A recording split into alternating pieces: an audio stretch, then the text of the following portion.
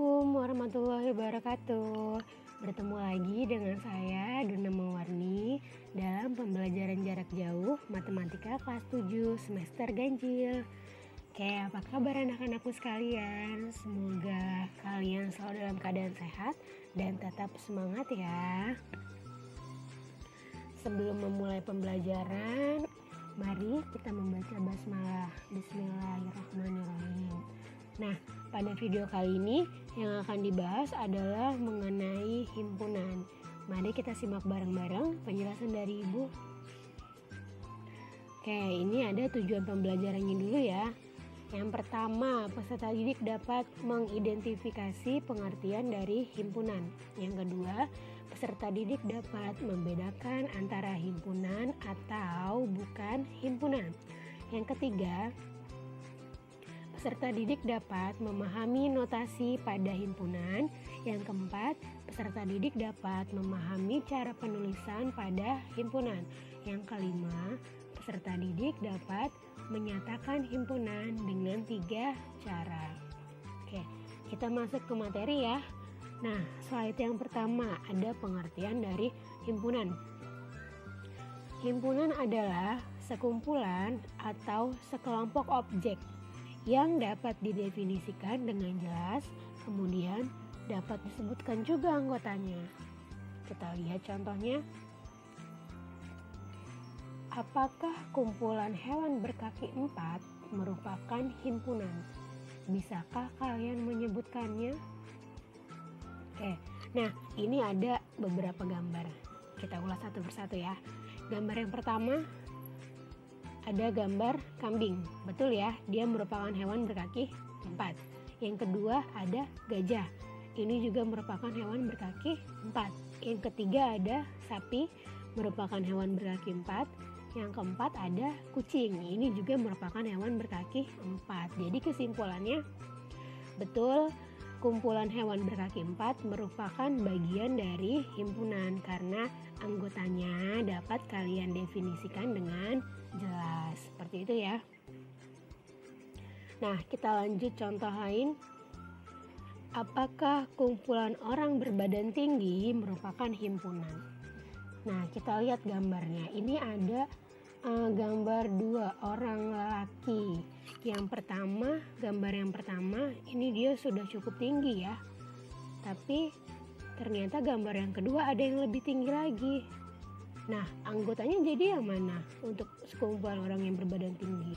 Gak dapat kalian definisikan. Makanya kesimpulannya, kumpulan orang berbadan tinggi itu bukan merupakan himpunan karena kalian tidak bisa mendefinisikannya dengan jelas. Tuh.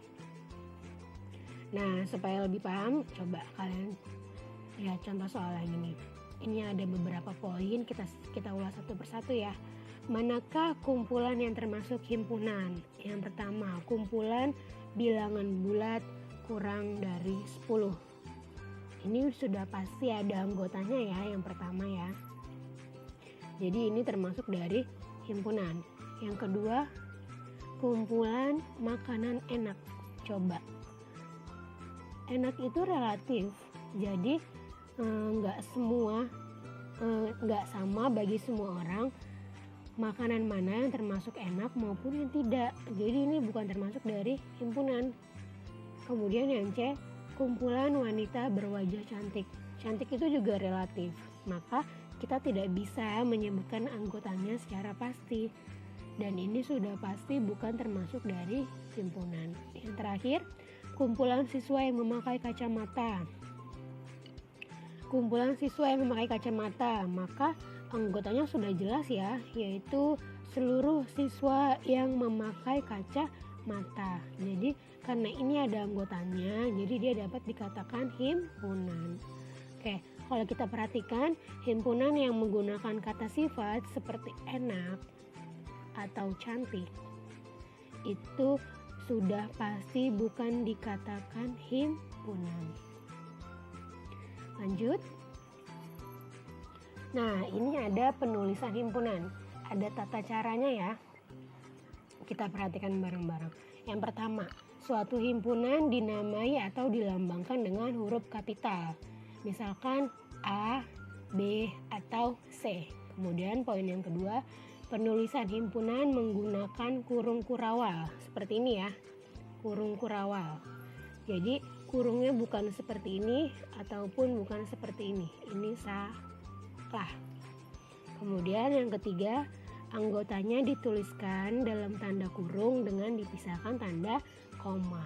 Ini ada contohnya, himpunan A sama dengan dalam kurung 1, 2, 3, 4, dan 5 tutup kurung. Coba kita lihat contoh penulisannya. Suatu himpunan dinamai atau dilambangkan dengan huruf kapital, betul ya? Sudah pakai huruf kapital. Kemudian penulisannya menggunakan kurung kurawal. Ini juga sudah pakai kurung kurawal. Kemudian setiap anggotanya dituliskan dengan tanda koma. Jadi setelah 1 koma, kemudian anggota yang kedua 2 koma. Seperti itu ya. Lanjut, notasi dalam himpunan. Nah, ini ada beberapa poin juga, coba kita simak bareng-bareng. Poin yang pertama, ini ada kayak lambang huruf E ya. Itu dibaca anggota, elemen, atau bisa juga disebut unsur. Kemudian poin yang kedua, dibaca bukan anggota. Yang ketiga, N dalam kurung A, dibaca banyak anggota himpunan A. Contohnya, kita lihat A dalam kurung 1, 2, 3. Maka dapat kita definisikan bahwa anggota satu itu merupakan anggota dari himpunan A, betul ya? Yang kedua, 2 merupakan anggota dari himpunan A, betul. Yang ketiga, 3 juga merupakan anggota dari himpunan A. Yang keempat, karena di sini himpunan A anggotanya hanya sampai 3, berarti yang keempat memang bukan anggota dari himpunan A. Salah ya. Yang terakhir, 0 bukan anggota dari himpunan A. Ini salah juga. Nah, sekarang kita hitung banyaknya anggota dalam himpunan A ada berapa? 1, 2, 3. Gitu ya. Lanjut, cara menyatakan himpunan. Nah, untuk cara menyatakan himpunan ada 3 cara ya. Yang pertama dengan kata-kata atau kalimat. Kalian lihat yang himpunan yang A. Himpunan A adalah kumpulan bilangan cacah kurang dari 5. Jadi itu kalian ungkapkan dengan kata-kata atau kalimat. Kemudian yang B, himpunan B adalah kumpulan nama hari yang diawali huruf S. Lanjut dengan cara yang kedua, dengan cara tabulasi atau mendaftar anggotanya. Nah, kita lihat dari contoh soal sebelumnya ya. Himpunan A, kumpulan bilangan cacah kurang dari 5. Sekarang kalian daftarkan anggotanya. Berarti himpunan A kurang dari 5 anggotanya. Jangan lupa penulisannya hurufnya besar, kapital, kemudian kurung kurawal. Nah, sekarang kita daftarkan anggotanya. Bilangan cacah yang kurang dari 5. 0, 1, 2, 3, dan 4. Karena dia kurang dari 5, berarti 5-nya nggak usah dibawa ya. Yang kedua, himpunan B, kumpulan nama hari yang diawali huruf S. Kalau kita nyatakan dalam bentuk tabulasi, berarti kita mendaftarkan anggotanya. Kumpulan nama hari yang diawali dengan huruf S, berarti hari Senin, kemudian Selasa, Rabu tidak, Kamis juga tidak, Jumat tidak, Sabtu iya, dan Minggu tidak termasuk. Berarti hanya Senin, Selasa, dan Sabtu anggotanya. Seperti itu ya. Terakhir, dengan notasi pembentuk himpunan. Nah, jadi ini kalian menyatakannya dengan notasi. Dari contoh yang tadi, kita lihat lagi. Kumpulan bilangan cacah kurang dari 5. Nah, kalau kita nyatakan dalam bentuk notasi, akan seperti ini. Yang A. himpunan A kurung kurawal X sedemikian hingga X kurang dari 5, di mana X anggota bilangan cacah. Nah, itu kalau dinyatakan dalam bentuk notasi seperti ini. Ya. Kemudian yang kedua, yang B, kumpulan nama hari yang diawali huruf S. Kalau kita nyatakan dalam bentuk notasi, dia akan seperti ini. Himpunan B, kurung kurawal, X sedemikian hingga, X adalah himpunan hari yang diawali huruf S. Jangan lupa ditutup kurung kurawal ya. Nah, kita simak nih contoh soalnya. Nyatakanlah himpunan bilangan ganjil antara 1 sampai 10 dengan ketiga cara. Maksudnya ketiga cara yang tadi ya, dengan cara kata-kata atau kalimat. Terus yang kedua dengan cara mendaftar anggotanya atau bisa juga disebut dengan tabulasi. Kemudian yang ketiga dengan cara menyatakan notasi pada himpunan. Oke, kita jawab. Bilangan ganjil yang kurang dari 10. Kalau dinyatakan dalam bentuk kalimat, kita lihat yang ini. Himpunan A bilangan ganjil antara 1 sampai dengan 10. Jadi betul ya, ini dalam bentuk kata. Kemudian yang kedua, dalam bentuk tabulasi atau mendaftarkan anggotanya. Sekarang kalian daftarkan bilangan ganjil antara 1 sampai 10.